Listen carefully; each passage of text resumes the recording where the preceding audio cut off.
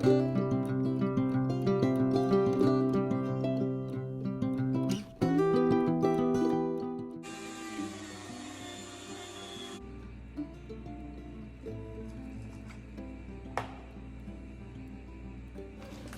is our ham, that's the finished product, and we're taking it from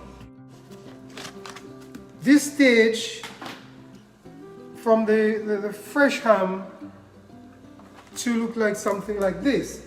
It's not regular ham like this, you know, where we go into the store and we purchase it ready, it's already boiled and ready to eat. They say all you have to do is bake it, all right? So it's a different process. Now let me show you what happened. You gotta keep the ham properly submerged into the water. So what I do was to put a plate on top, and then I cover, and it keeps it down into the liquid. Okay? So let me take the plate off.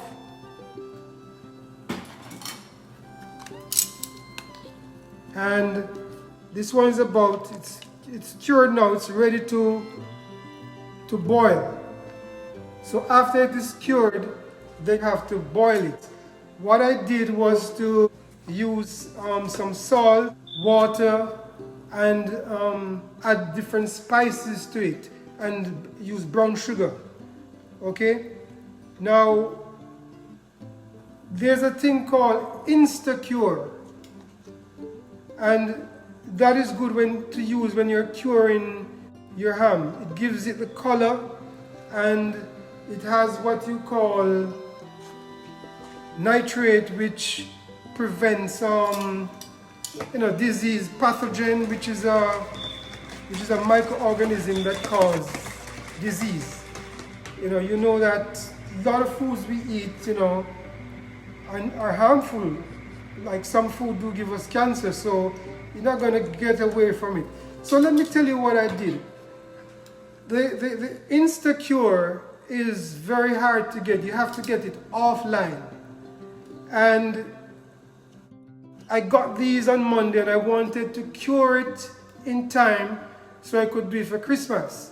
Now I got two 10-pound hams, and what I had to do was to cut them into two, so I ended up with 4. That's because the bigger the ham, it takes more day. For a 2-pound ham, fresh ham, it needs 1 day. So every 2 pounds needs a day. So this is 5 pounds. The 10 pound I cut it in 2. So 10 pounds needs at least 2.5 to 3 days to cure. And I started about Tuesday, somewhere there. So if it was bigger, then it would not be ready for Christmas. I didn't use the insta-cure, and when you don't use insta-cure, which it's nitrate free, that's a risk of causing, a risk of pathogen, which is a microorganism that causes disease. Now what I did, I'm not going to tell you to use my method, but I use some celery. I blend up some celery and put some coloring in there, because the insta-cure has color in there. It keeps the color of the ham. So if you don't have the insta-cure, the ham will lose its color. So I use this, the celery, which has the nitrate, and then I use a little coloring. Now, you can cure meat nitrate free, but you got to use kosher salt. You can't use your regular table salt because it's iodized, and if you use this, it will give the ham a funny taste. So you're not going to use a regular table salt. You can use kosher. And if you feel good, you can use some celery juice, celery salt. But insta-cure is the best thing to use. I'm not going to give you a lecture here about that, I'm no scientist, but one thing I can tell you is that when I graduated from school, I did get the award for the best science student and the best math student. I remember when I was graduating, and each time they called my name and I was going up to get the kiss from the lady who was handing out the certificate, they say, I'm sure you don't regret coming up here. I think I went up 5 times because I got the awards for foods and nutrition, maths, science, English, and there was another one, I think it was drama, yeah. I got the award for the best drama student, so 5 awards. But as I said, I'm no scientist, but it's pretty easy. Anybody can do it. If you remember back in the days, our parents, our grandparents used to use some buckets like these, or when you go to the butcher shop, and they would put pigtail in there and corn it. And that's what they used to make stew peas and red pea soup. Now I'm going to get a bucket similar to this, and I will be corning some pigtail, and I'll be making some red pea soup and stew peas, and guess what? I'm going to be grilling and barbecuing the pigtail as well. Did you know you could barbecue the pigtail? Yes, you can. I'm going to do it right here. All right, so that's our ham into the brine. We call it a brine. And you keep it there for 2.5 days. It's 5 pounds. So you keep it for 2.5 days. Let me put that out of the way. Alright, we're going to make the brine for the ham. So here we have some kosher salt.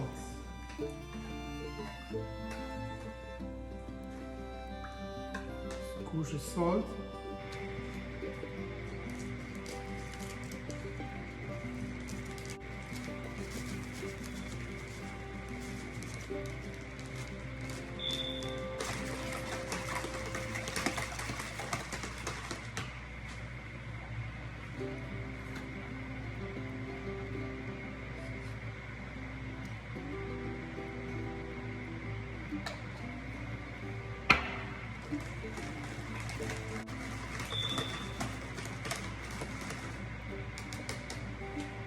Spices,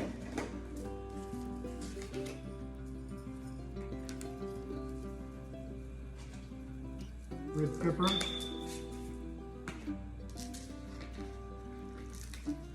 some cloves,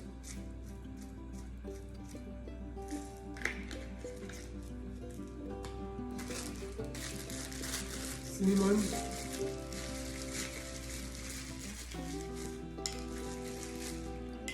cinnamon sticks, some black pepper,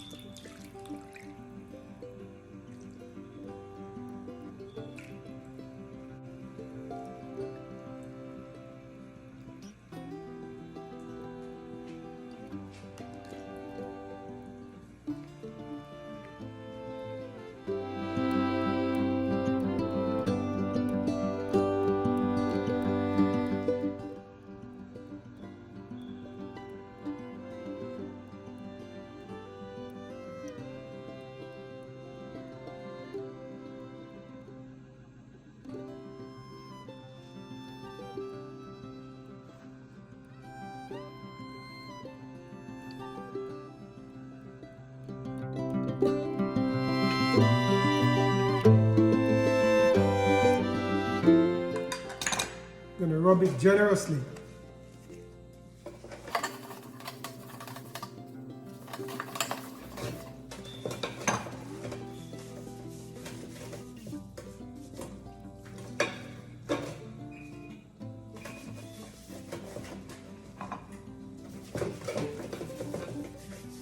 And I'm going to put it in the oven for about, well, until the sugar is caramelized.